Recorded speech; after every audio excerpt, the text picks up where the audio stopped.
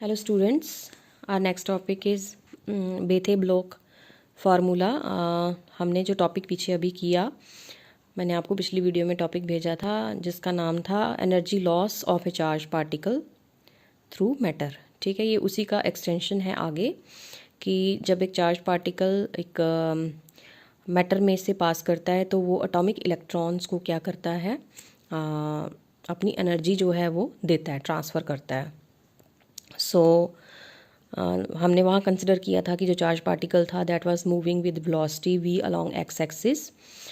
यहाँ पे हम ये कह रहे हैं कि when the velocity of the incoming charge particle is very large so that it is comparable to the velocity of light. मतलब कि अगर हम ये कहें कि जो चार्ज पार्टिकल है उसकी वेलोसिटी इतनी ज़्यादा है कि so that it is comparable to the velocity of light, उसके आसपास है to the velocity of light. ठीक है, जितनी लाइट की वेलोसिटी होती है तकरीबन उसी वेलोसिटी से हम ये सपोज कर रहे हैं कि ये चार्ज पार्टिकल चलता है।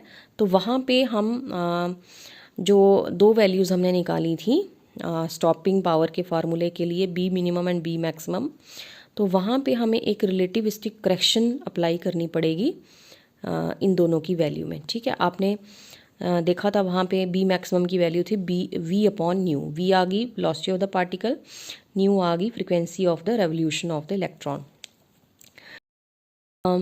जब यहाँ पे हम बी मिनिमम की वैल्यू थी एच अपॉन 2 MeV, अब यहाँ पे हम रिलेटिविस्टिक वेलोसिटी यूज़ करेंगे as compare to normal velocity v here. ठीक है, तो v की वैल्यू हम ये लेंगे, हम इसकी जगह v की जगह हम लेंगे v upon √1 minus v square upon c square, इसके बराबर लेंगे। सो b मैक्सिमम की वैल्यू यहाँ से क्या आ जाएगी, v अपॉन न्यू था ना, तो v की वैल्यू ये लगा दी हमने, तो v upon nu √1 minus v square upon c square. और b मिनिमम था h अपॉन 2 MeV, v नीचे है यहाँ पे, तो यहाँ से अकॉर्डिंग टू दिस रिलेशन ये आ गया v और ये √ वाली वैल्यू चलेगी ऊपर।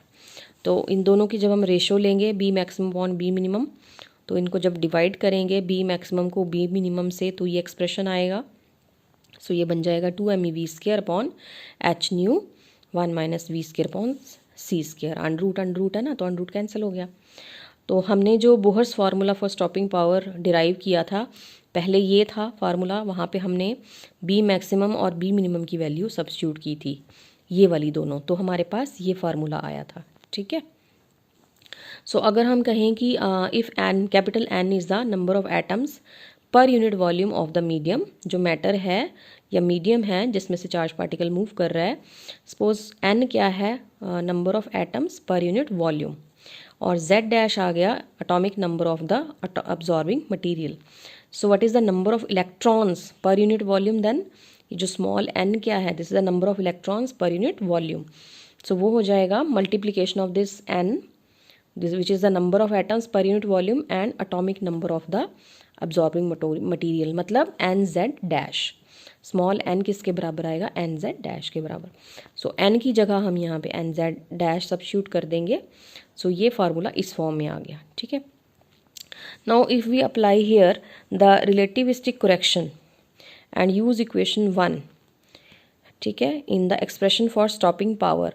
अब यहाँ पे हम बी मैक्सिमम और बी मिनिमम की वैल्यू ये वाली यूज़ करें अगर हम, so equation 2 will take the form as, ये इक्वेशन किस फॉर्म में आएगी, ये बाकी सब तो एज इट इज़ रहा, log 2 MeV² upon h nu, इसकी वैल्यू आ जाएगी ना b maximum upon b minimum की जगह। अब h न्यू के साथ नीचे ये वाली टर्म आ जाएगी 1 minus v square upon c square. ठीक है, सो अब इसको हम ऐसे लिखेंगे, बाकी चीज़ तो सेम रही, अंदर क्या है देखो, ब्रैकेट के अंदर है log m अपॉन n। ठीक है, तो हम इसको ले रहे हैं, m ले रहे हैं 2 MeV² अपॉन h न्यू, और n को ले रहे हैं हम 1 minus v square upon c square. तो हम इसको लिख सकते हैं log m minus log n, वो फार्मूला हम यहाँ लगा रहे हैं, log m minus log n। So in 1930 Bethe, ये साइंटिस्ट का नाम है, डेवलप द अबव फार्मूला। ये फार्मूला किसने ड्राइव किया था, बेथे ने।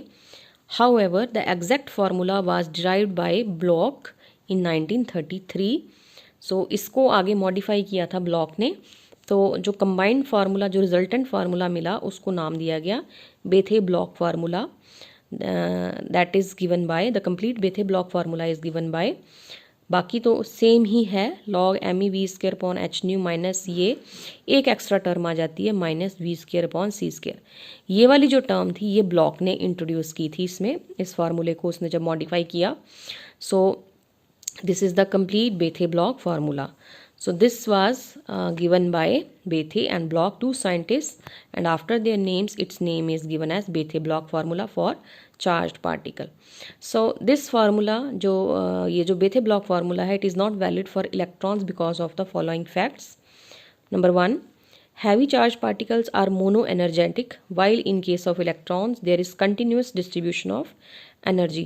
जो heavily charged particles होते हैं they have a single energy value, जबकि इलेक्ट्रॉन्स की जो एनर्जी होती है that is a continuous spectrum. So that's why this formula can not be applied to electrons.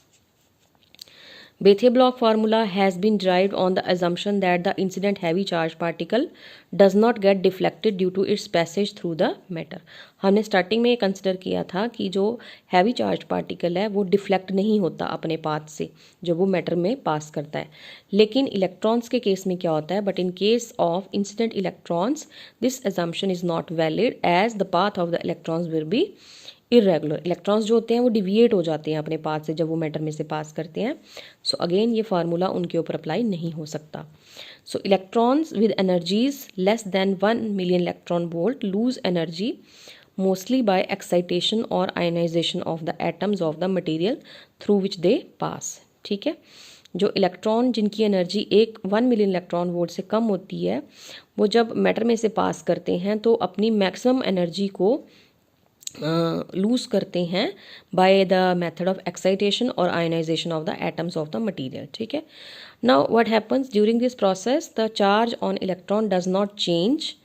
ठीक है, इलेक्ट्रॉन का चार्ज चेंज नहीं होता, सिर्फ वो एनर्जी अपनी लूज करते हैं। While positively charge particles lose their charge by recombination even at low energies, जबकि चार्ज पार्टिकल्स क्या करते हैं वो अपनी चार्ज को भी लूज करते हैं बाय रिकम्बिनेशन, चाहे उनकी एनर्जी कम भी हो तब भी वो रिकम्बाइन करके अपना चार्ज लूज़ करते हैं, जबकि इलेक्ट्रॉन्स लूज़ नहीं करते अपना चार्ज, सिर्फ वो अपनी एनर्जी लूज़ करते हैं। सो ये कुछ रीजंस हैं जिसकी वजह से ये जो बेथे-ब्लॉक फार्मूला है it can not be applied to electrons. Next topic आ गया रेडिएशन डिटेक्टर्स। नाउ ये जो रेडिएशन डिटेक्टर्स होते हैं these are the instruments basically जिनको हम यूज़ करते हैं to detect subatomic particles, nuclear particles कह लो या न्यूक्लियर रेडिएशंस कह लो। ठीक है, so these are the instruments which are use to detect subatomic particles and high energy photons. ठीक है, these are based on the principle of excitation or ionization of atoms of medium through which the incident charge particles pass। ठीक है, अब इसमें कौन सा principle follow होता है, ये प्रिंसिपल फॉलो करते हैं आयोनाइजेशन और एक्साइटेशन ऑफ एटम्स। ठीक है, ये इस प्रिंसिपल पे वर्क करते हैं कि जो charge particle incident charge particle जब एटम मटेरियल्स के बीच में से पास करता है तो वो एटम्स को आयोनाइज या एक्साइट करता है। ठीक है, इस प्रिंसिपल पे ये काम करते हैं। The charge particles while passing through matter leave along their path a chain of ionised और excited atoms which can be detected and counted. जब चार्ज पार्टिकल मैटर के थ्रू पास करता है तो अपने पाथ के अलोंग क्या करता जाता है, वो एक चेन सी बनाता जाता है एक्साइटेड या आयोनाइज्ड एटम्स की। ठीक है, जिनको कि हम इन इंस्ट्रूमेंट्स की मदद से डिटेक्ट भी कर सकते हैं और काउंट भी कर सकते हैं। Most of the detectors measure the ionization produced by the passage of a charge particle through a suitable material. ठीक है, मैक्सिमम डिटेक्टर्स जो हैं वो इस आयोनाइजेशन को मेजर करते हैं जब चार्ज पार्टिकल किसी मटीरियल में से पास करता है। When an electric field is applied across the material, the ions will be set in motion, resulting in ionization current. अब जब आयनाइज हो चुके हैं एटम्स और हम एक इलेक्ट्रिक फील्ड अप्लाई कर रहे हैं उस मटेरियल के अक्रॉस, तो क्या होता है, ये जो आयन्स हैं दे स्टार्ट मूविंग। ठीक है, सो उसकी वजह से एक आयोनाइजेशन करंट जो है वो प्रोड्यूस हो जाता है मटेरियल के अंदर। अब the uncharge particles do not produce ionisation और एक्साइटेशन। अनचार्ज पार्टिकल्स कौन से, जैसे कि फोटॉन्स। ठीक है, they do not produce ionisation और excitation and therefore some other different technique is used for their detection. तो इस वजह से अनचार्ज पार्टिकल जब मैटर में से पास करते हैं तो उसमें से वो प्रोड्यूस आयन्स या एक्साइटेड एटम्स को प्रोड्यूस नहीं करते, तो उनकी डिटेक्शन के लिए अलग टेक्निक्स जो हैं वो हम अप्लाई करते हैं।